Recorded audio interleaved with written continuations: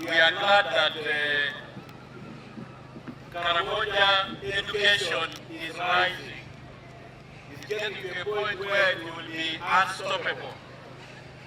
And we are glad that we are assembled here today, one, to engage the community, together to join the community and government, together with the church, to thank God for a moment like this.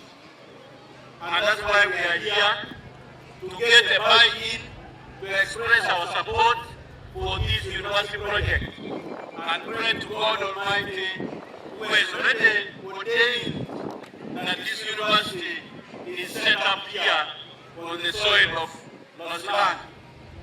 But the story about this university began 80 years ago. It's not just beginning now. This is a story of education in Karamoja for the last 8 decades. It has been a story of a struggle of a people. It was a story of people who misunderstood the form of education. It was about the story of a people who resisted the use of education, the use of the pen, to oppress them, to confiscate their livestock, to take their sons forcefully into the army to go and fight for the British government. So, in 1910, the colonial government started making military incursions into Karamoja, even before that. And the first history commissioner was sent to Moroto in 1910. The first history commissioner to govern this country, this part of Uganda. Now, at that time, the colonial agents, some people were appointed to be chiefs.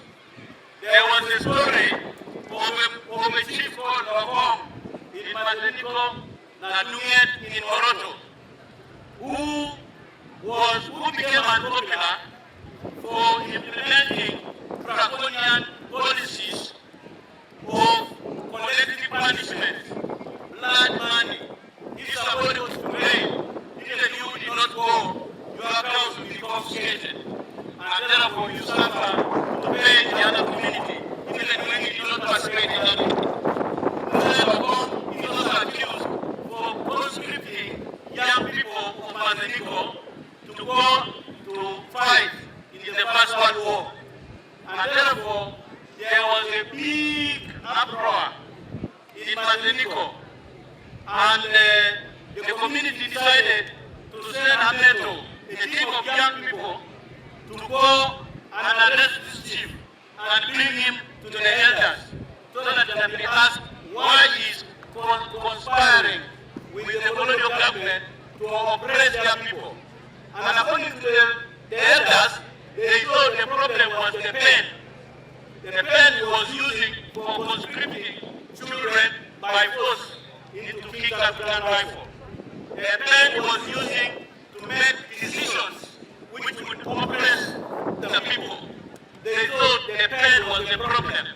And so, a team of young people were sent to track this chief. And in a place where Mount Moloto Hotel is standing today, according to oral traditions, that's where in 1911, this chief of Kong was arrested by the local community themselves. And he was taken to a public court in Katanga, Lopeduru, the tamarind tree in Katanga. That's where now the elders pronounced judgment and sentenced the chief to death. So Lokong was taken to a place called Akwapua and he was killed there. Now his mother, who was so aggrieved, took the pen of Lokong and buried it and said, if this is the instrument why my son has been killed, and because of being part of government, then let this land of Karamoja not taste the fruits of a pen. Let nobody rise up to the position our son has risen to. So that burying of the pen, today remember, university project is bringing the pen. The pen was rejected. The pen was buried, and curses were pronounced on the land. Curses were pronounced on the education. So education was viewed as one which was coming to take away their children and alienate them from the culture, change their way of life. So they acted in order to protect, to preserve their culture, their economy, their self-determination. But again in Kotindo, in 1942, there was a chief called Nameu. Nameu. That chief in 1942 again accepted for the colonial government to vaccinate people's cows against the rinderpest. The elders did not consent to their cows being vaccinated. And again the chief also used the pen to register by force children who were to go and fight for the British government in the Second World War. The other one was First World War. In the area, it was about Second World War. Children would be taken and shipped to Mombasa, and others went to Burma, others did not come back. This Chief Nameu also accepted introduction of the hut tax. Every household with a hut was to pay taxes. Chief Nameu used his pen to register the number of cows each family had for the colonial government to be able to determine what amount of tax people should pay. Now, the way it was supposed to be done, they would come to your car and select the best bulls and drive it and tell you to come and get the money. The government is the one who selects the best, the one who determines the price, the one also which can arrest you and imprison you if you do not consent. So these cows were taken to Namalu where there was a meat packers.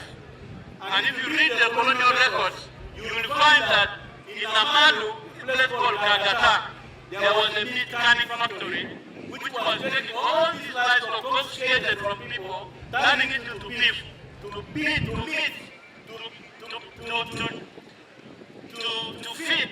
the British garrisons in Port Aden, Port Sudan, and so forth. So the colonial agents were used to use the pen to oppress the people. So what did the people of ESA, the elders of South Sudan, among others, those are the ones who told the young men in Africa, if you could see the pen of Chief Nameu, then this problem will be over. We will catch it at that pen and bury it. Then we will have defeated colonialism. We will have defeated colonialization. So what happened then was, there were some daring young men who went to steal the pen from Chief Nameu. And when they got it, they ran with it to the aggregate here in the Kotindo municipality. And now, in 1942, the pen was buried in Lomukra. The elders of Rosiman are the ones who presided over that ceremony for burying the pen and therefore burying education. The children, the Christian denominations, both Catholic and Protestant, introduced formal education in 1928, 1929, up to now. Imagine from 28 or 29, 1928, to 2025 is when the university is finally being located in the very soil where the pen was rejected. It cannot be a coincidence. This is the land which rejected education. This is a land which cast education. And today we are here assembled to celebrate this pen. So people of Kapatu Project, National Council for Education, Ministry of Education, the government of Uganda, the entire Catholic Church and the clergy of the Anglican joined together with the community here. You can see how popular this idea is. But what was the turning point? The turning point was in 1995. Chief Guest, I was appointed to be a Minister of State for Karamoja, coming from education in 1994 November. I was brought to become the Minister of State for Karamoja.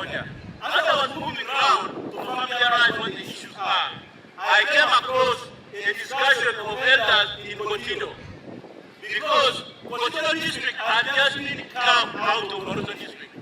When Kotido district was created, all the jobs went to people of Abim and Kabong, because the GA were not as well qualified to hold those positions in the local government. So there was concern among the elders and people of GA. What do we do? Then one of the elders said, it is because our children are not progressing in the university because we buried the pen. So they resolved to come together in a solemn traditional ceremony of prayer to unearth the pen. So they looked for those relatives whose grandfathers participated in burying the pen, also to participate in unearthing the pen. That's the dawn of a new transformation embracing education. And now, from 1995, imagine 1995, 4th and 5th November, today, 30 years after, another November, we are here assembled. For them, they unearthed the pen and blessed the children. The ceremony was called unearthing the pen and opening the children. They have to kalam, honoring it well. So to open the future of the children. Now, the very elders of Loshan who presided on that ceremony of now embracing education and unearthing the pen and praying to God to remove the curse of the education. So, people of Uganda, do not be surprised why Karamoja is lagged behind, why Karamoja resisted education.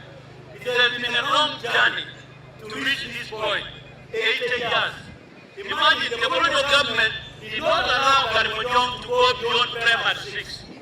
There is only one person, Joshua Akol, the father to Doris Akol, you all know of URA, who was in URA, now with the IMF. That is the only Karimojong who was stolen by, smuggled by British Missionary Society, Reverend called Reverend Wana Clark. He was very bright. All the rest, whether you talk about Tubo, Chotri, Napuri, all those are Theo, all those who started were never allowed to go to junior secondary school, to go to P7, P8.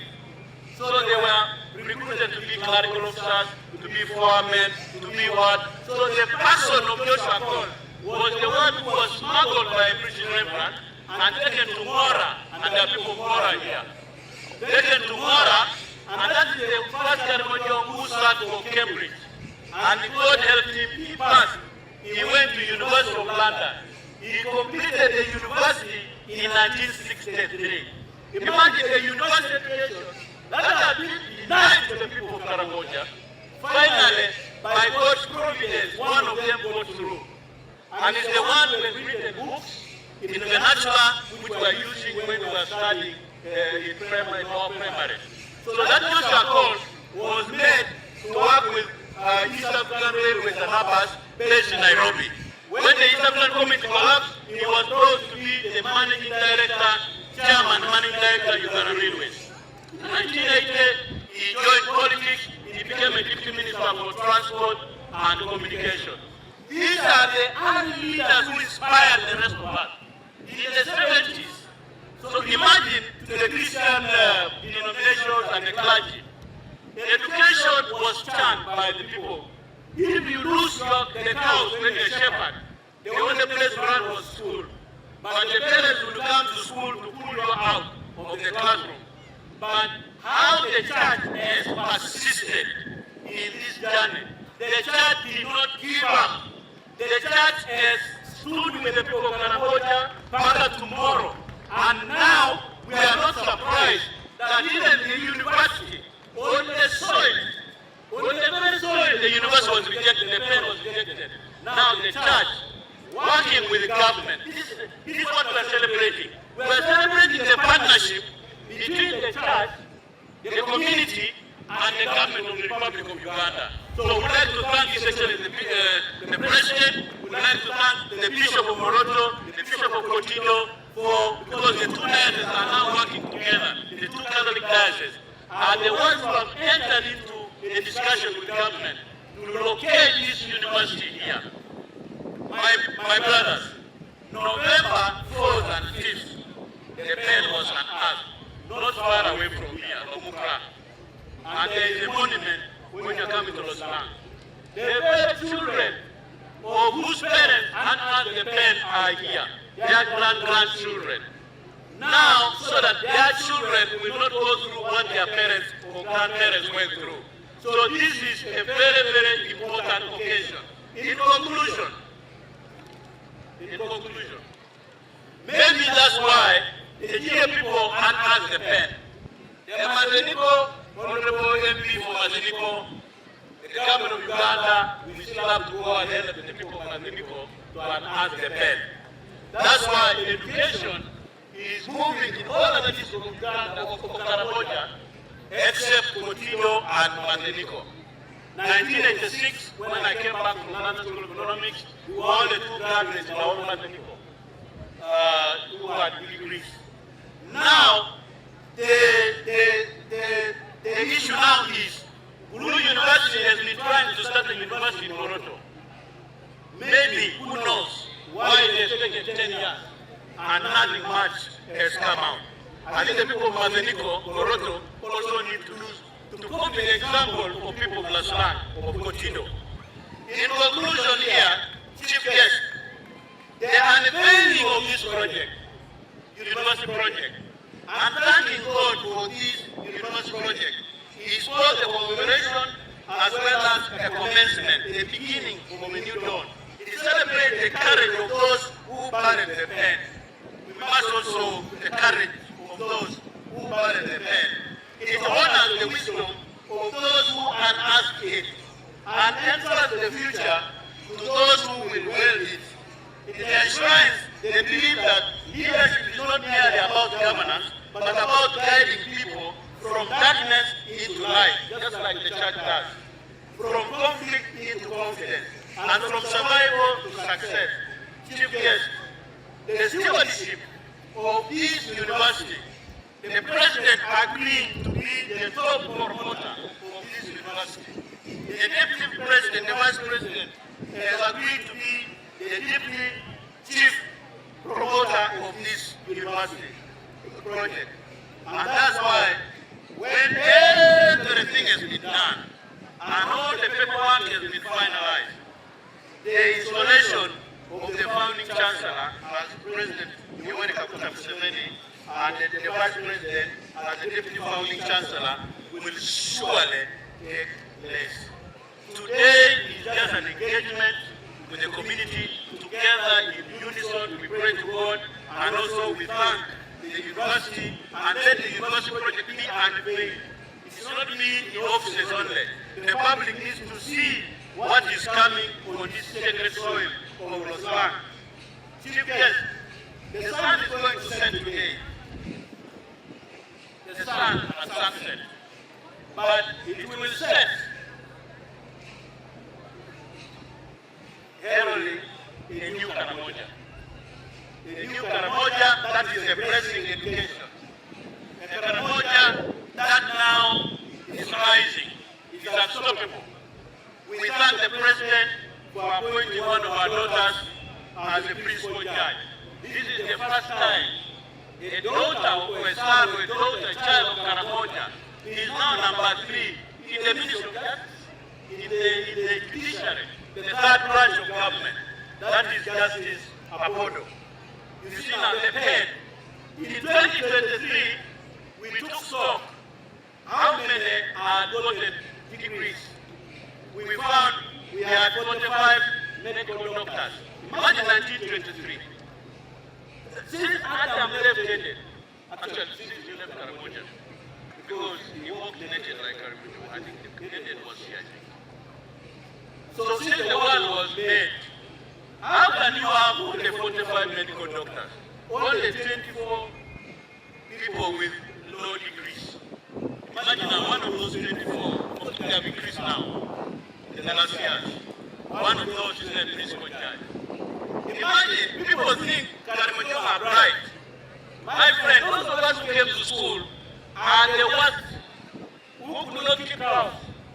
the cows get lost and run there. Supposing the best of Karimojong came to school, those who are retained in the ground in the villages, what would have happened? Because they are just seeing us, a few who escaped. But supposing the very best who are returned. So the land remembers. This is the message I get. If one ever the land never forgets. The same soil that once received the pen in rejection now yields it back in redemption. The circle is unbroken. The pen once the colonial instrument of coercion and subjugation has become a national instrument for socio-economic empowerment. From the ashes of mistrust, a new covenant has risen. One built not on conquest, but on cooperation. Not on fear, but on faith. The university project that stands as the ultimate reconciliation of Uganda's past and the future. A living monument. This university is a living monument to cultural dignity, political foresight, and spiritual and economic renewal. So, generations transform. Through Kapatu, the children of Karamoja are no longer defined by the image of fear and stereotype of backwardness. They will now carry tablets instead of rifles. They will now, instead of fear, dreams instead of despair. They are the custodians of the pen, the inheritors of both tradition and transformation. Already a generation of educated sons and daughters of Karamoja represented here by the rising group of Karamoja professionals. Dr. Robert Limlim is the chairperson, the patron of the Karamoja Professionals Association. I think you should come now. Now, let me give the last message.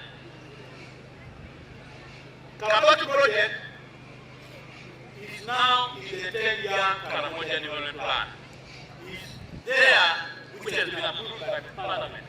There is a flagship project which is supposed to happen in the first 18 months when the NDP4 is implemented. Now, it's also in NDP4. Now, if you think Kabatu University project is a Ministry of Education institution, no, it is more than that. It is connecting the frontier in a desert. It is a frontier in a community where people, where nomads are still holding guns. In South Sudan, in South Ethiopia, in northwestern Kenya, and so it is a transformative institution. It is also an instrument for peace building. It is also an instrument for regional diplomacy. That's why you see ambassadors here, you see representatives from all those countries here. So, Chief Guest, like I said, the sun is setting in Los Angeles. It will do so upon a different Karamoja, the Karamoja that has chosen the pen over the gun, the classroom over the crowd, and the future over fear. The establishment of this university project is a triumph of knowledge over ignorance, of vision over vengeance, of faith over fatalism. It teaches the enduring truth of the nation and measured in the power of its weapons, not by the wisdom of its people. And what does it mean? The pen has truly come back home. This is my parting shot. Today, the story that began in pain ends in purpose. The Karamojong, once written off as illiterate and resistant, now write their own history as you are listening. Their own words, in their own pens, and their own land, under your leadership of government. The pen has come home not to rest, but to rise. It has come home not to mark the ending, but the beginning of a new chapter.